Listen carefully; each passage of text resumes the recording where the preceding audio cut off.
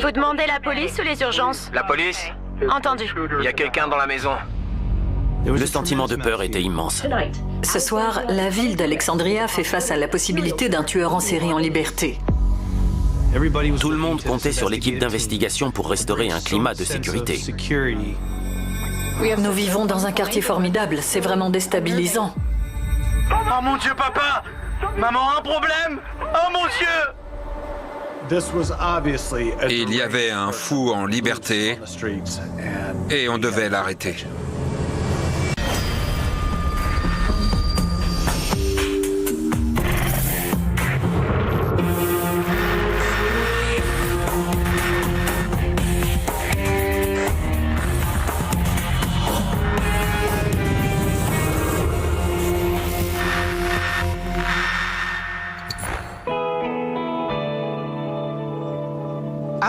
Alexandria se trouve en Virginie.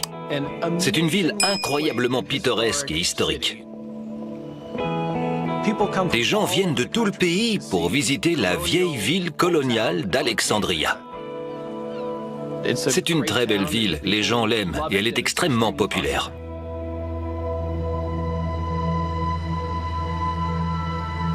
Nous sommes le 11 novembre et Ron Kirby, un fonctionnaire de 69 ans, fait du bricolage.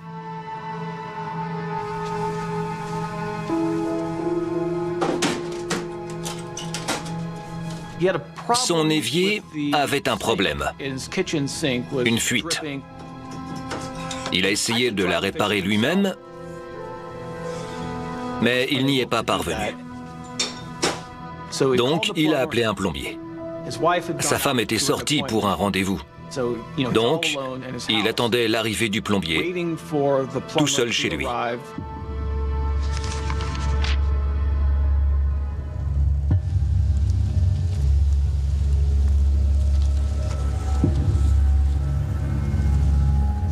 Le plombier arrive, il se gare dans l'allée et il appelle Ron Kirby. Et comme il n'y a pas de réponse, il se rend à son prochain rendez-vous. Plus tard, dans l'après-midi,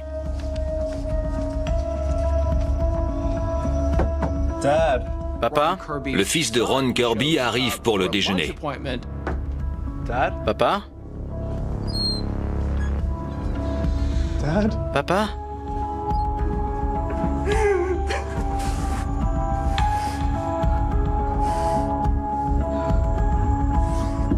Allô?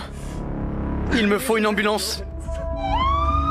Les secours arrivent. Mais malgré tous leurs efforts, Ron Kirby décède. L'inspecteur Michael Cochise de la police d'Alexandria est appelé sur les lieux.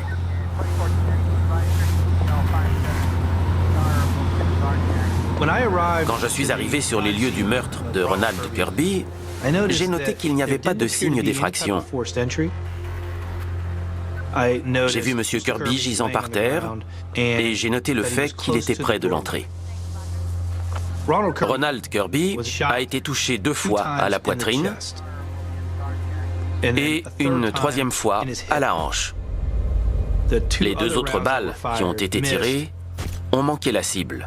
L'une s'est logée dans le radiateur et nous avons retrouvé l'autre dans le piano. Il n'y avait pas d'empreinte digitale étrangère au foyer. Nous n'avons pas trouvé d'ADN pouvant désigner un suspect. Il n'y avait pas de désordre. Il ne semblait pas y avoir eu de cambriolage ou d'effraction ou quoi que ce soit de cet ordre. À partir de ces indices, nous avons conclu que M. Kirby a entendu quelqu'un frapper à la porte.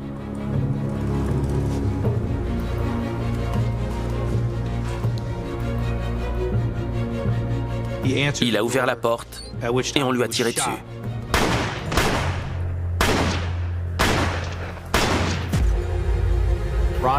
Ron Kirby a été tué par balle dans sa maison sans aucun motif apparent.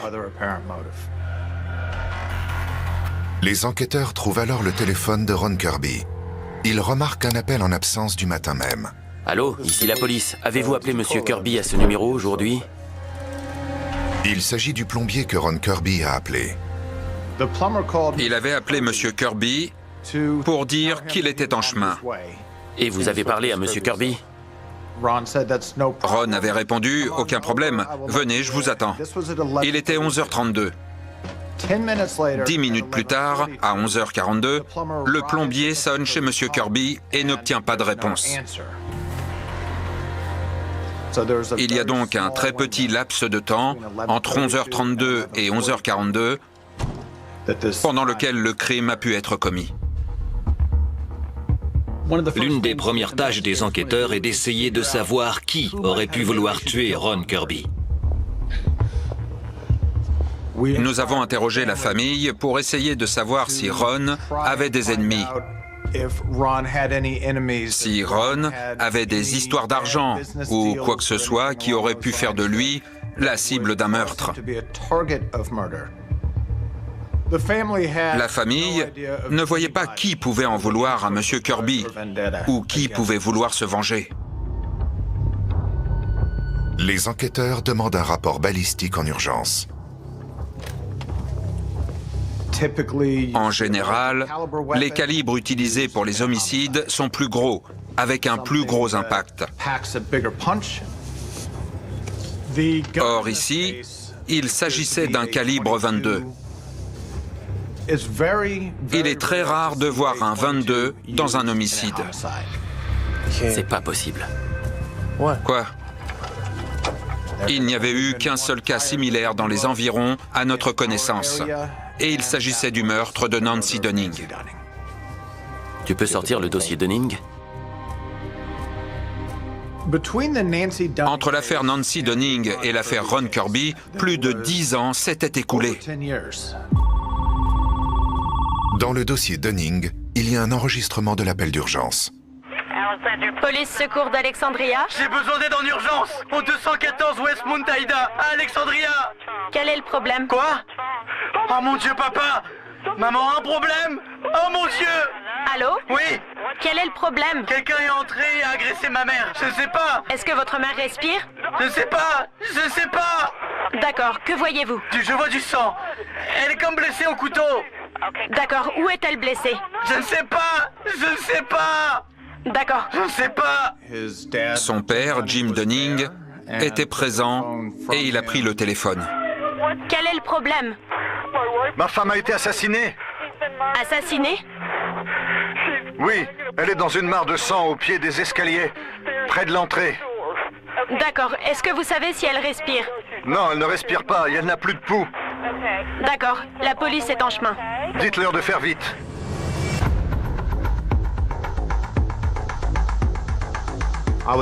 J'étais un des inspecteurs présents le 3 décembre 2003.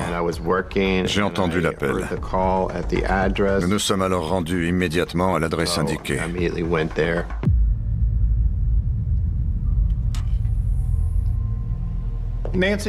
Nancy Dunning avait été touchée 3 fois. Elle avait une blessure par balle à la poitrine. Elle en avait une autre au bras gauche et enfin, une derrière l'oreille.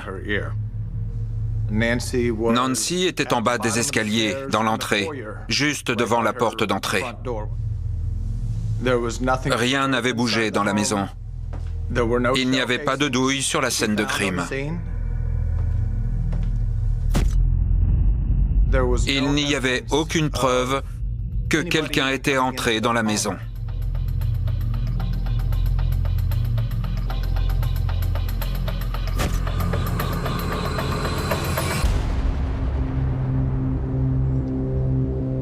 Le jour du meurtre, Nancy Dunning avait fait des courses chez Target pour une famille dans le besoin, pour Noël. Bonjour, je peux regarder votre vidéosurveillance de ce matin? Les enquêteurs sont allés au Target pour trouver des images de Nancy Dunning sur les caméras du magasin. La vidéosurveillance est précieuse parce qu'elle ne repose pas sur la mémoire. Elle montre ce qui s'est vraiment passé. Pouvez-vous commencer à environ 10h15 ce matin? On cherchait un détail qui nous sauterait aux yeux. Quelque chose qui nous aiderait à identifier le meurtrier de Nancy Dunning.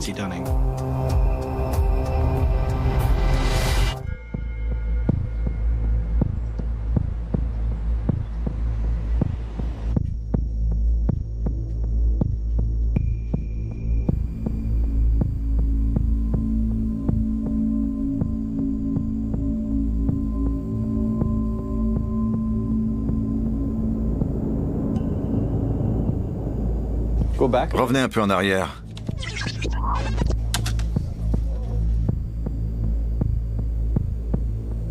Vous pouvez mettre sur pause? Là, c'est elle. Nancy Dunning était arrivée au Target du centre commercial de Potomac Yards vers 10h15. Elle était clairement entrée pour faire ses courses rapidement et repartir vite. À quel moment elle part?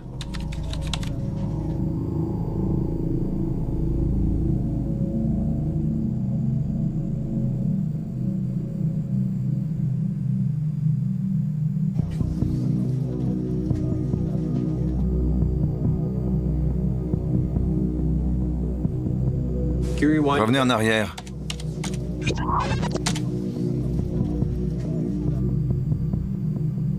Mettez sur pause. La voilà. Elle a quitté le magasin après être passée à la caisse vers 10h30. Repassez cette partie.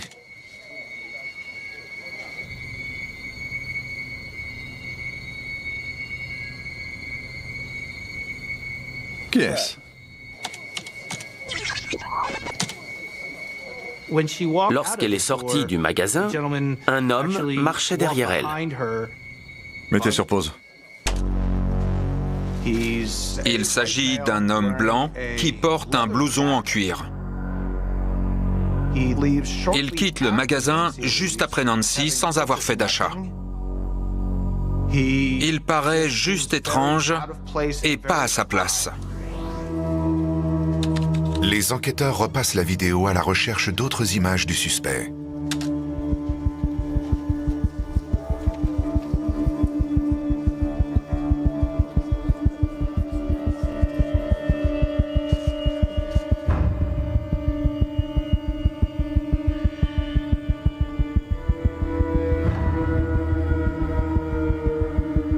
Le voilà.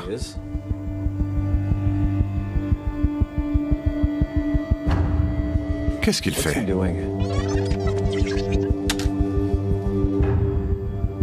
Cette personne est entrée dans le magasin, a vu Nancy et s'est arrêté pour refaire un de ses lacets. Pourtant, son lacet n'est pas défait. On dirait qu'il s'est juste arrêté pour laisser Nancy continuer d'avancer. Il semblait avoir la quarantaine. Le détail intéressant était ses cheveux. Il avait l'implantation des cheveux en forme de V, donc on le remarquait. Suivez-le.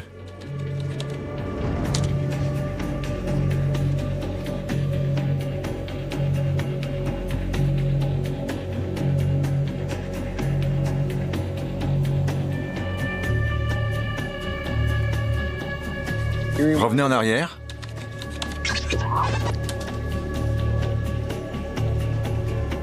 Le voilà. Lorsqu'elle était en train de payer, il a allongé les caisses, puis l'a suivie à l'extérieur. Il semble la suivre. Il n'y avait pas d'autre explication quant à la présence de cette personne. Mais c'était toujours un inconnu. Nous ne savions pas qui c'était.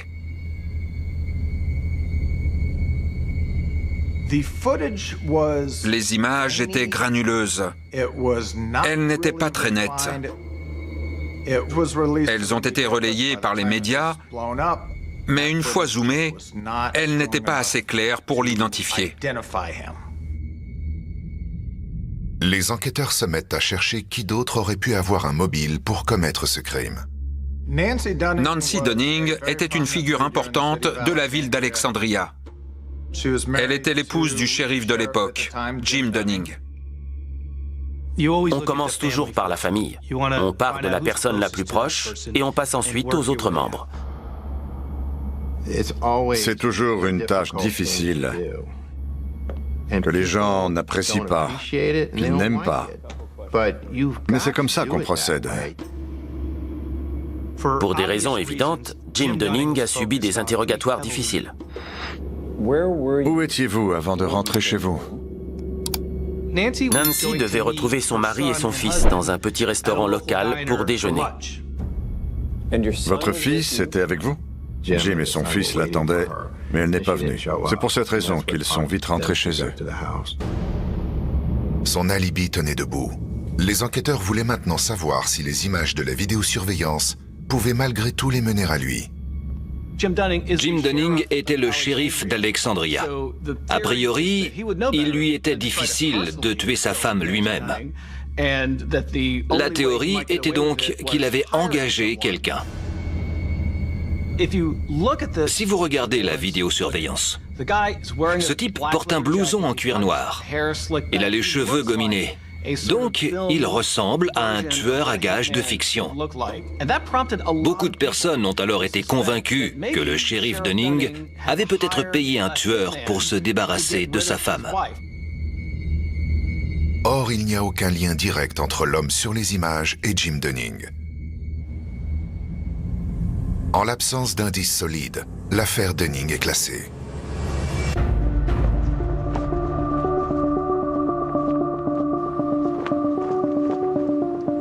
Malgré les 10 années qui les séparent, les deux meurtres ont des similitudes frappantes. Lorsque Ron Kirby a été assassiné, il y avait énormément d'éléments qui rappelaient le meurtre de Nancy Dunning.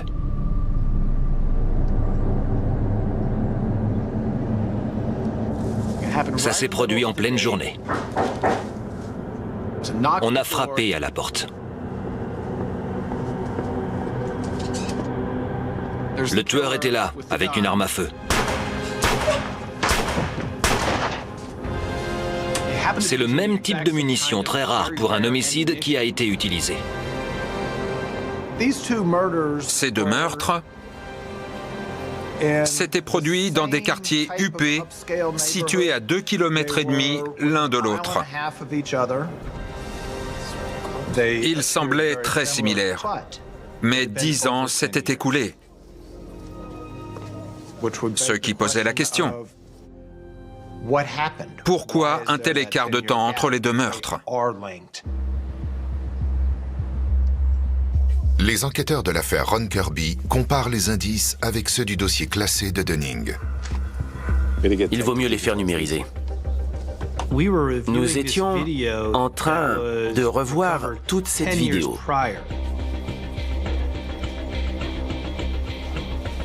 La voilà.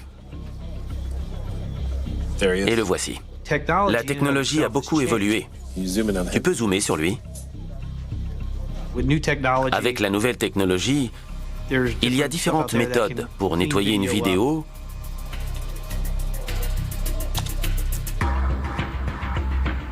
et pour zoomer afin d'identifier cette personne. Ainsi, nous avons pu avoir de bonnes photos du suspect. Interrogeons le plombier et voir s'il connaît ce type.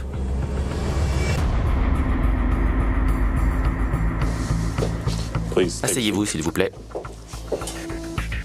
Quand le plombier est arrivé, il a dit avoir vu un homme blanc, un peu âgé, avec une barbe, dans les environs. Il ne l'a pas reconnu. Il ne savait pas qui c'était. C'était cet homme? Sans identification claire, les enquêteurs n'ont pas grand-chose pour avancer. Très bien. Merci d'être venu. Les inspecteurs se tournent alors vers le suspect du meurtre de Nancy, son mari Jim Dunning. En 2003 et pendant les années qui ont suivi, il y a eu une théorie, une rumeur, une suspicion selon laquelle Jim Dunning aurait pu avoir engagé quelqu'un pour tuer sa femme. Bonjour, je souhaiterais avoir des informations sur Jim Dunning, s'il vous plaît. Après la mort de sa femme, Jim Dunning avait totalement changé de vie. Il vivait reclus.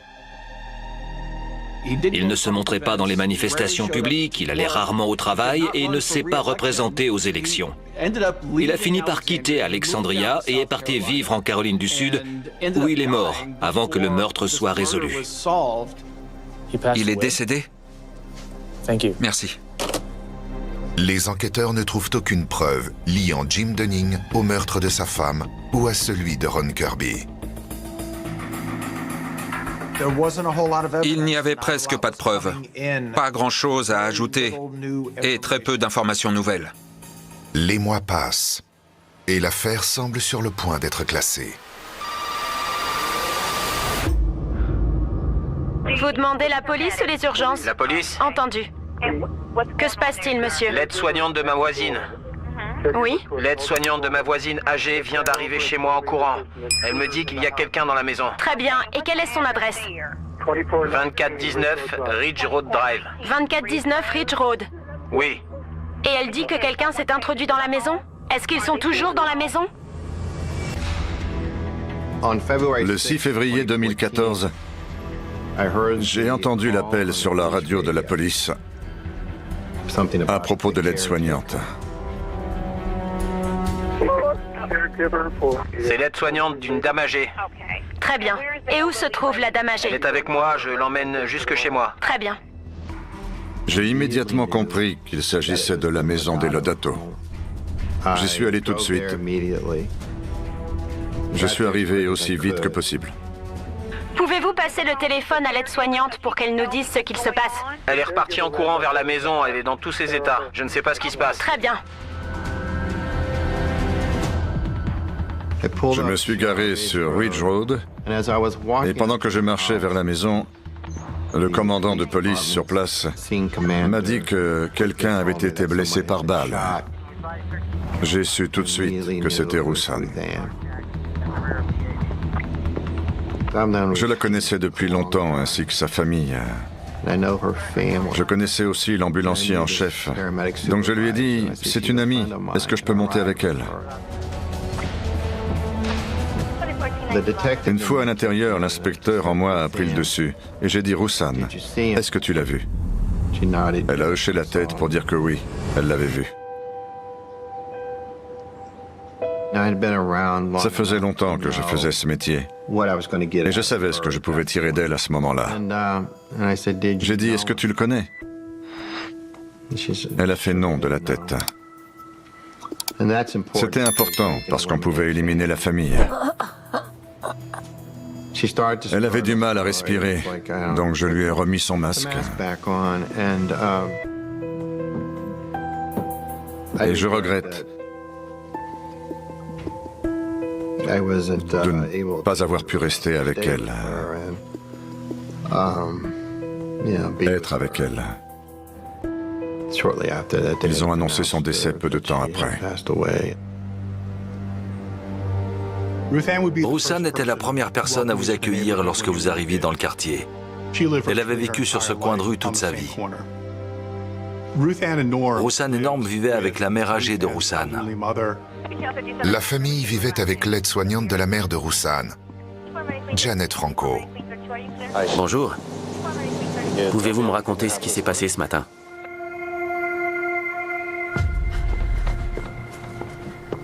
Roussan était chez elle. Elle se préparait pour un rendez-vous médical. Vers 11h30, Roussan a entendu frapper à la porte. Sa mère, âgée, et l'aide-soignante étaient dans une autre pièce.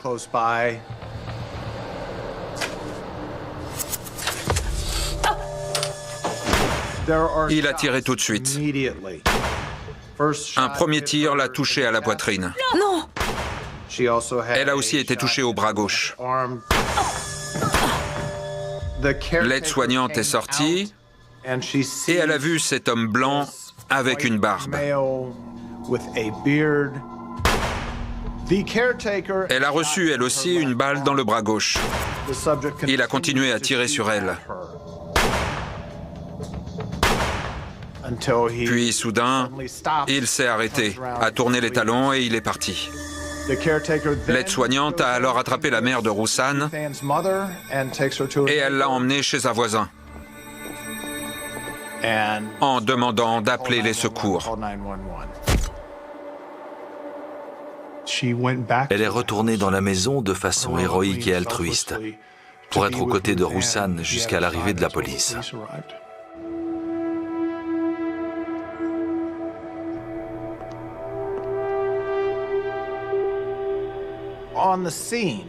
Sur les lieux du crime, il y avait des balles perdues qui étaient celles d'un petit calibre et montraient clairement qu'il s'agissait encore d'un pistolet de petit calibre.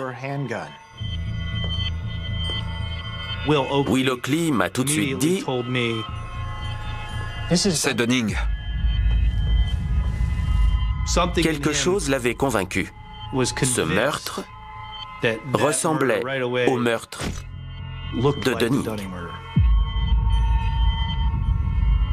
Nous avons pu récupérer les projectiles. Nous les avons envoyés au labo et nous avons demandé qu'ils soient comparés à ceux des meurtres de Ronald Kirby et Nancy Dunning. Tandis qu'ils attendent le rapport balistique, les policiers quadrillent la zone. Lorsqu'on quadrille un quartier, on cherche des témoins, des caméras, des images de n'importe quelle source vidéo, tout ce qui peut nous mener au tueur. Bonjour, est-ce que je peux voir les images de cette caméra, s'il vous plaît? Dans ce cas, pas très loin, il y avait une caméra qui filmait la rue par laquelle le tueur avait pu passer.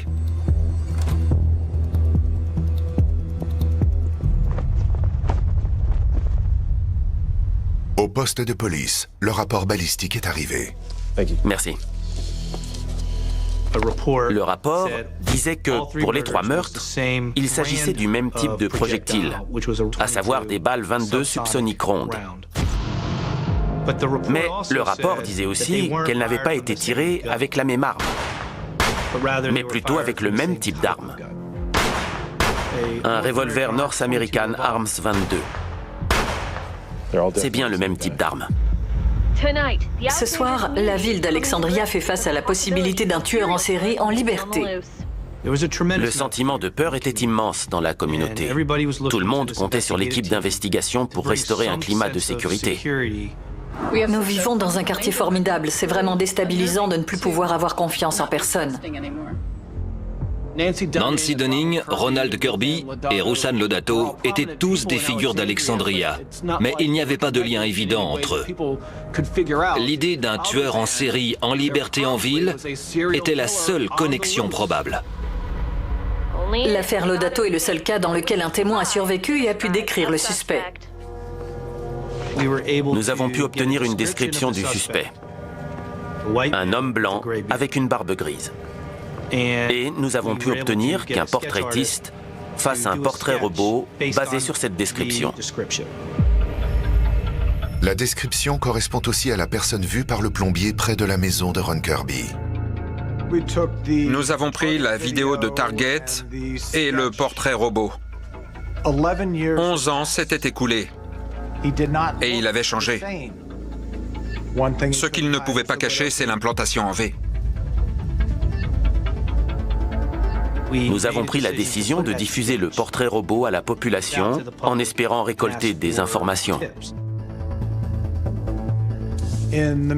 Pendant ce temps, nous avons regardé les vidéosurveillance à la recherche de cet homme blanc. Il était urgent de l'arrêter avant qu'il ne tue à nouveau.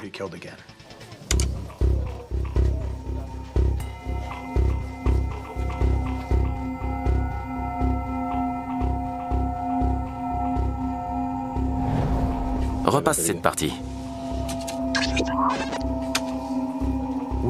Nous avons vu cette voiture se dirigeant à l'ouest sur Braddock Road à peu près au moment du crime et son comportement est différent. Là, regarde.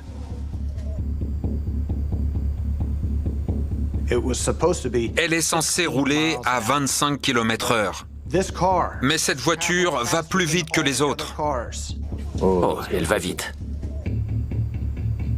Un autre point que nous avons pu vérifier, c'est si d'après sa trajectoire, la voiture pouvait venir du lieu du crime. Et ici, c'était absolument le cas. Est-ce qu'on a d'autres angles? Oui.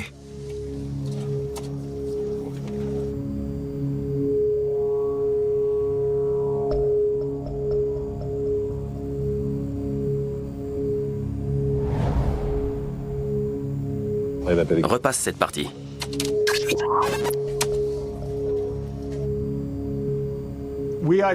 Nous avons identifié un break Ford Escort rouge. C'est un véhicule assez courant, mais ce modèle est assez ancien. Nous savions, grâce au portraitiste, à quoi ressemblait l'homme blanc à la barbe grise. Mets sur pause. Zoom sur la voiture. Sur le ralenti, on voyait au volant de la voiture ce qui semblait être un homme blanc avec une barbe. L'idéal aurait été de pouvoir lire la plaque d'immatriculation. Zoom un peu. Mais dans ce cas, ça n'a pas été possible. C'est un indice à suivre. J'enquête sur la voiture. Nous avons recherché tous les breaks Ford Escort rouges dans un rayon de 80 km autour de la scène du crime, en espérant pouvoir attraper le conducteur. Les recherches sur la voiture ne donnent rien, mais le portrait robot apporte de nombreux témoignages. Nous avions pour mission d'examiner chaque information. Très bien, et quelle est l'adresse, s'il vous plaît? Nous pensions que la réponse allait être quelque part dans ces milliers d'infos que nous recevions. Merci. Nous avons eu des infos à propos d'un homme barbu au comportement bizarre qui vivait près de chez Roussan Lodato. Nous sommes allés interroger cette personne. Pouvez-vous me dire où vous étiez le 6 février? Cette personne avait un alibi. Merci de nous avoir reçus. Il était solide et nous avons pu le vérifier. Puis, cette personne nous a dit « Je connais quelqu'un qui ressemble au portrait. Il s'appelle Charles Severance. Et ça ne me surprendrait pas qu'il soit lié à ça. »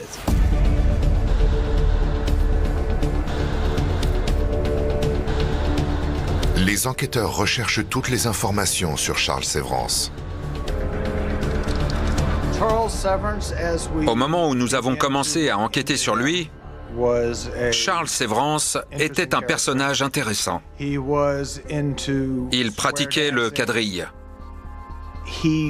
C'était un homme très intelligent, mais ses opinions et son comportement, notamment ses obsessions, l'empêchaient de garder un emploi stable. Charles Severance avait un site web qui s'appelait mentaldisorder.com. C'était un jeu de cartes qu'il avait créé. C'était très étrange à mon sens. En examinant son site internet, nous découvrons des éléments sur les troubles mentaux. Il y a des éléments sur sa haine d'Alexandria, mais aussi des éléments sur sa haine de certaines positions du gouvernement. À la fin des années 90, Charles Severance s'était présenté aux élections municipales d'Alexandria. Eh, viens voir ça. C'était un candidat un peu marginal. Alors, qui est toujours? Nous avons trouvé une vidéo dans laquelle il participe à un débat politique. Le 71e maire d'Alexandria doit plaider pour des réductions d'impôts pour les professionnels et soutenir l'emploi en mettant en place les points suivants. Éliminer la taxe locale sur l'hébergement de transit, éliminer la taxe locale sur la nourriture des restaurants, éliminer la taxe sur le divers. Son comportement pendant le débat était bizarre. Mettre fin au département des relations humaines. Couper les fonds destinés à la santé mentale. Tu peux attraper l'image de la vidéosurveillance de Target, s'il te plaît? J'y vais. Il mentionnait des sujets qui n'avaient pas beaucoup de sens.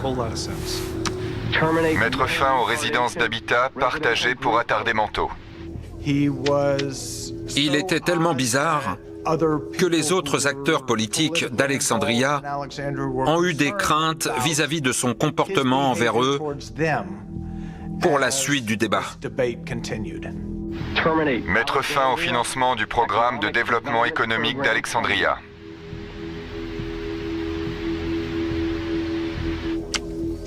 Charles Severance porte un blouson noir en cuir. Il a les cheveux courts et foncés.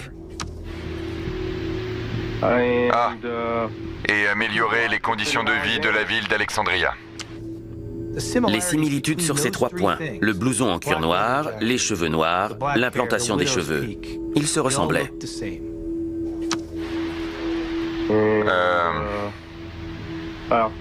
C'est tout ce que j'ai à dire pour le moment. Allons rendre visite à ce type. Allons-y. Nous avons demandé un mandat de perquisition et nous sommes allés à Ashburn chez la petite amie de Monsieur Severance. Mais Charles Severance n'est pas là. En fouillant la maison, nous avons trouvé le reçu d'un pistolet, 22 North American Arms. C'est le même que l'arme du crime. Mais l'arme n'était pas là. Nous avons découvert d'autres armes dans la maison, mais pas celle-là. Nous étions très inquiets du fait qu'il avait choisi de quitter la maison avec cette arme.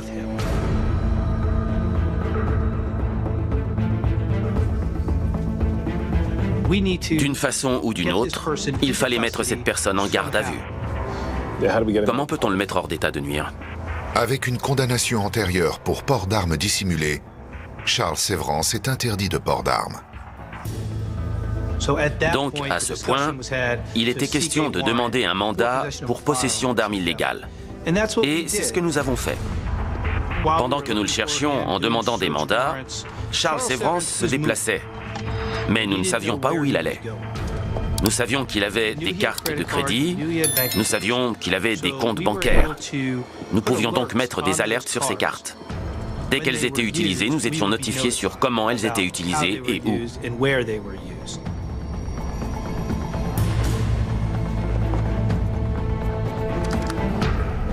Le 12 mars, notre équipe d'investigation a été notifiée par les services secrets de la Maison-Blanche, oui, regarde ça, que Charles Severance était parti de chez lui et qu'il se trouvait à Washington.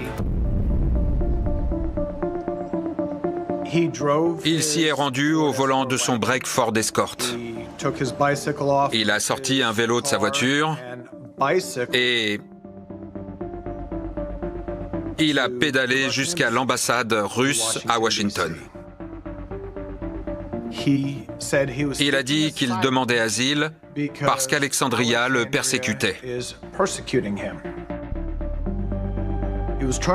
Il a été refoulé de l'ambassade et un agent des services secrets a pu obtenir des photos de Charles Severance. Les services secrets ont transféré les photos aux inspecteurs d'Alexandria.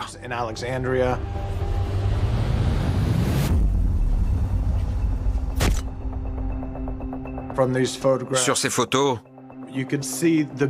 on peut voir la barbe et les traits du visage qui sont très similaires à ceux du portrait robot. Les preuves concordaient de plus en plus. À ce point, qu'est-ce qui se passe? Un inspecteur est entré pour nous dire que Charles Severance venait de réserver une chambre d'hôtel à Wheeling, en Virginie occidentale. Les enquêteurs reçoivent aussi des images de Charles Severance qui entre dans l'hôtel, portant les mêmes vêtements que devant l'ambassade russe. Nous avions un homme que nous pensions être un tueur en série. Et nous avions une communauté qui était clairement en danger. Nous avons pris contact avec le poste de police de Wheeling et l'équipe de surveillance du FBI de Pittsburgh, en Pennsylvanie. Les inspecteurs d'Alexandria transfèrent la photo de Severance devant l'ambassade russe. Et ils mettent en garde les agents sur la possibilité qu'il soit armé. Ils m'ont montré la photo. Il y a aussi une bicyclette assez atypique sur la photo. Il s'agit d'un vélo bleu avec une attache jaune autour du guidon. Je quitte le bâtiment après la réunion et dans cette rue, en face du poste de police, appuyé contre un poteau devant la bibliothèque publique du comté d'Ohio, je vois un vélo bleu avec une attache jaune.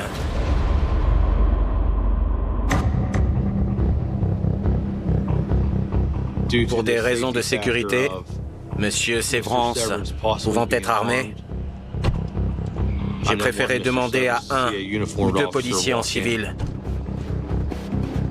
qui étaient dans les parages d'y aller pour sécuriser au maximum.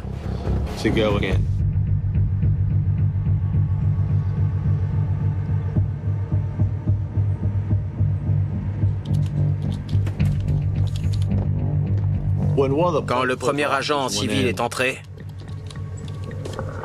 il a remarqué M. Severance sur un des ordinateurs. Il a attrapé M. Severance par derrière et c'est à ce moment-là que les policiers en uniforme sont entrés. Ils lui ont passé les menottes pour l'emmener en garde à vue. Il était très calme, il n'a rien dit. Nous l'avons accompagné au poste de police de l'autre côté de la rue.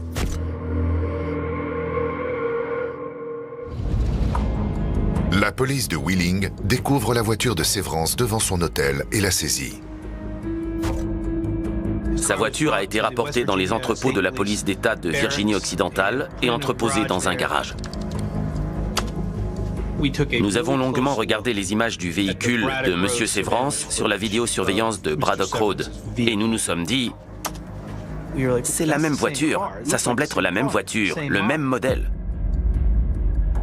Nous avons identifié un petit autocollant à l'arrière de la voiture. Au garage, les policiers ont une vision précise de l'autocollant. Cet autocollant, c'était une image d'un barillet de revolver avec 5 emplacements. C'était un autocollant pour une équipe de roller derby. Le nom de l'équipe de derby sur l'autocollant, c'était Assassination Derby. Les enquêteurs fouillent aussi l'intérieur du véhicule. On aurait dit qu'il vivait dans cette voiture. Il y avait toutes sortes de choses. Il y avait des kits pour nettoyer les armes. Il y avait des tonnes et des tonnes de carnets d'écriture. Et il parlait de sa haine envers les élites d'Alexandria. Il parlait du doux bruit d'un calibre 22 North American Arms, mais aussi d'assassiner des policiers. Pourtant, la chose la plus importante que nous avons trouvée dans le véhicule est un carnet qui était une sorte de manifeste, si vous voulez. Il mentionnait le fait de frapper à une porte, quelqu'un qui répond, et lui qui tue cette personne. Et c'est exactement ce qu'il s'est passé pour ces 3 affaires. Quelqu'un a frappé à leur porte, quelqu'un a tiré sur eux, puis est parti. Une des pages disait « Peux-tu pardonner à quelqu'un qui a enlevé ton enfant? Peux-tu tuer quelqu'un parce qu'il a enlevé ton enfant ?» Ça nous a donné son mobile en quelque sorte. En 2001, Charles Severance avait perdu la garde de son enfant. Nous pensons que c'est le fait que les adjoints au shérif d'Alexandria lui délivrent les documents contenant cette décision qui l'a poussé à attaquer Nancy Dunning. Ronald Kirby et Ruslan Lodato n'ont pas été ciblés personnellement. Leur quartier a été ciblé. Dans ses écrits, il l'exprime clairement. Il voulait insuffler la peur dans une communauté sécurisée. Severance ne parle pas et les armes ne sont pas retrouvées. Mais les enquêteurs pensent qu'ils ont suffisamment de preuves pour aller au procès. Pendant le procès, le plombier a clairement identifié Charles Severance comme la personne qu'il a vue dans le quartier ce jour-là. Janet Franco, l'aide-soignante qui avait été témoin du meurtre de Ruslan Lodato, est aussi présente pendant le procès. Elle a témoigné et identifié clairement Charles Severance comme l'homme qui non seulement a tué Ruslan Lodato,